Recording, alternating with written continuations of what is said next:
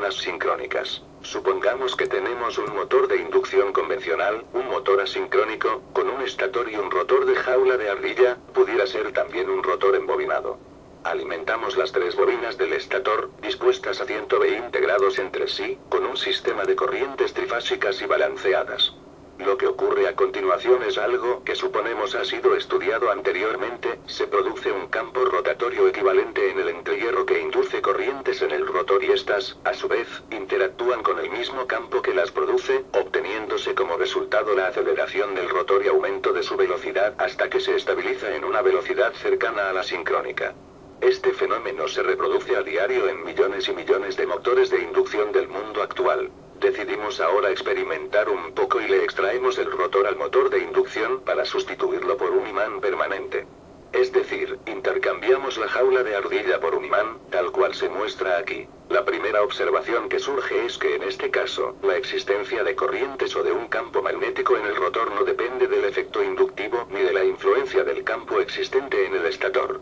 El rotor no tiene corrientes inducidas y tenemos un campo magnético constante que puede girar libre en el espacio anteriormente ocupado por el rotor del motor de inducción. Si las bobinas del estator están energizadas, entonces sabemos que existe un campo rotatorio equivalente en el entrehierro.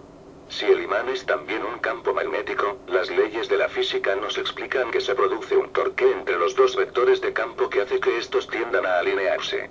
Si el estator está fijo y el imán puede girar libremente, lo que ocurrirá será que este último comenzará a moverse en la misma dirección del campo de estator, siguiéndolo en su recorrido. Esta respuesta parece lógica, solo que existe una limitante relacionada con la característica inercial del rotor que no le permitiría comenzar a girar instantáneamente, a menos que su masa fuese cero, o que la velocidad de rotación del campo fuera suficientemente lenta, digamos de una revolución por segundo, lograda solo si alimentáramos el estator con corrientes de frecuencia 1 hercio, muy lejos de los 60 hercios que ya tenemos en el país. Más adelante comentaremos este singular detalle operacional. Tenemos que ahora el movimiento del rotor depende exclusivamente de la alineación entre ambos campos magnéticos, el del estator y el del rotor. Si inyectamos corrientes trifásicas en el estator, al igual que en un motor de inducción, se producirá un campo rotatorio equivalente que en este nuevo arreglo arrastrará al campo del imán permanente del rotor. Un motor cuyo rotor gira a la misma velocidad del campo del estator, un motor sincrónico, porque no tiene el deslizamiento, S, del motor de inducción, donde la energía que recibe el rotor desde el estator tiene que alcanzar para la rotación y para cubrir sus pérdidas internas. Si ahora, en lugar de alimentar al estator, lo desconectamos y hacemos que el rotor gire accionándolo externamente, como por ejemplo conectando su eje a una turbina de agua, el movimiento giratorio hará que un campo magnético fijo pase por cada una de las bobinas del estator y provoque una variación de flujo, por lo tanto, se inducirá un voltaje en cada bobina, por cierto, algo muy similar a lo que ocurre en la periferia del rotor de un motor de inducción.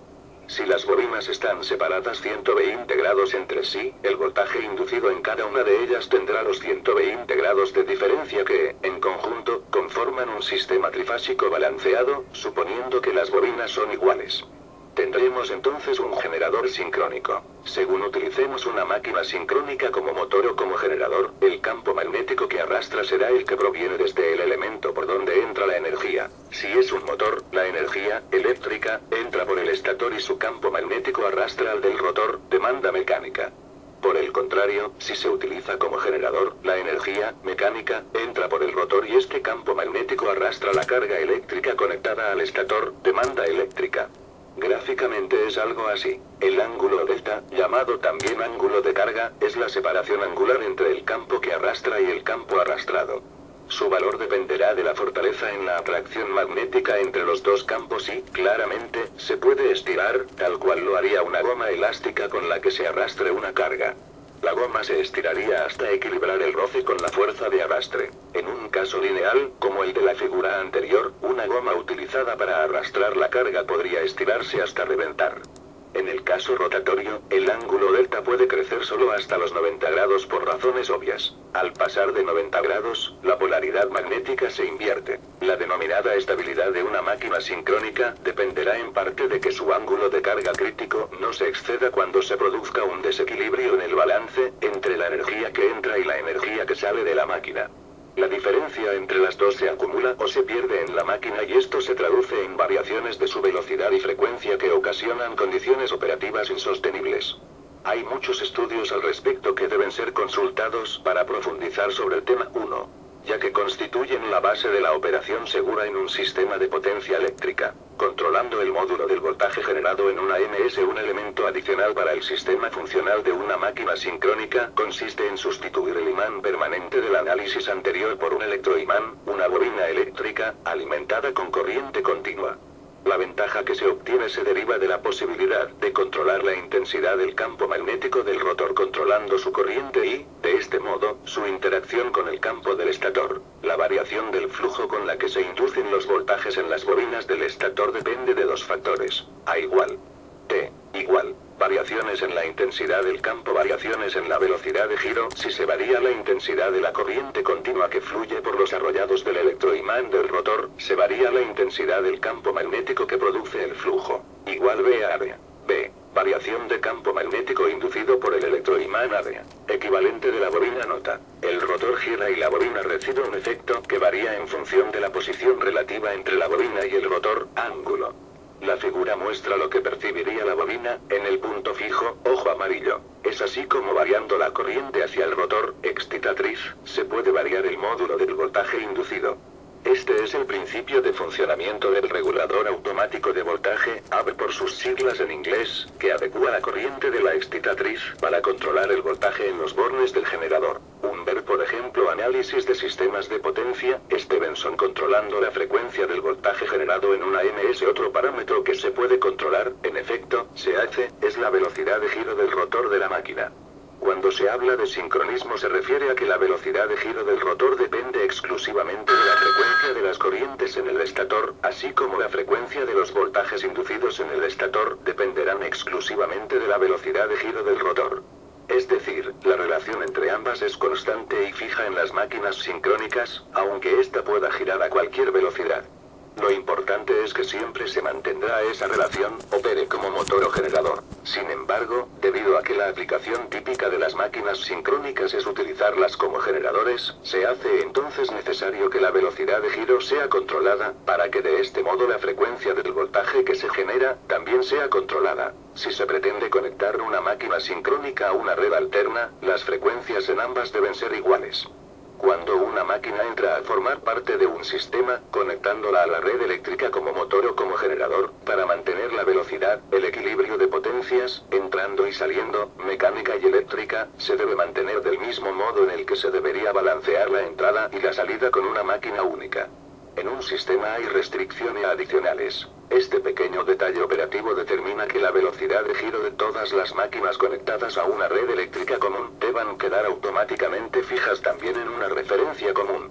En Venezuela, la frecuencia de referencia es 60 Hz. Al producirse una variación en la carga, algo que ocurre constantemente, cada vez que se prende o se apaga un bombillo, por ejemplo, el equilibrio entrada-salida de todo el conjunto se altera y esto se refleja en una variación de la frecuencia, alejándola del valor de referencia. Para corregir las desviaciones se hace necesario corregir la diferencia entre la entrada y la salida de potencia, de modo de recuperar el balance y la velocidad de giro original. Si la demanda de potencia eléctrica aumenta, se conectan cargas adicionales, es necesario aumentar la entrada de potencia mecánica hasta igualarla al nuevo requerimiento. Si, por el contrario, la demanda se reduce, se desconecta carga, entonces hay que reducir la entrada de potencia mecánica. En su esencia, el control de la velocidad de giro de las máquinas, frecuencia, se basa en mantener el equilibrio de potencias que entran y salen del conversor de energía, máquina. Utilizando una válvula para controlar el paso, caudal, del fluido de trabajo hacia una turbina, es como se procuran mantener en un valor fijo la velocidad de giro y la frecuencia de la máquina sincrónica. Este es el principio de funcionamiento del control automático de generación, AC por sus siglas en inglés, que adecua la velocidad de giro y la frecuencia de los voltajes, controlando la entrada de potencia mecánica, a través del eje de rotación del generador, máquina sincrónica. El proceso se muestra en la gráfica siguiente. Variando el torque en el eje mecánico, se mantiene la máquina girando a su velocidad nominal, de forma constante. Un cambio en la carga, o aumento de potencia, se traduce en un cambio en el torque, ya que potencia igual torque velocidad angular. En el eje que une a la turbina con el generador se contrarrestan el torque mecánico y el torque eléctrico. Si el torque neto es cero, la velocidad de rotación se mantiene fija en el valor de referencia. Potencia igual torque, velocidad angular igual voltaje corriente. La potencia mecánica de entrada se procura mantener en equilibrio con la potencia eléctrica de salida. Ya sabemos que cualquier desbalance hará que la velocidad de giro del sistema mecánico cambie, provocando variaciones en la frecuencia de las tensiones inducidas y la reacción del sistema de control. ¿Cómo arrancar una máquina sincrónica? Al principio se habló de inyectar un juego de corrientes trifásicas a los arrollados de un estator mientras colocábamos un imán permanente en el lugar del rotor. Se dijo que el imán iba a comenzar a rotar y tendríamos así un motor sincrónico.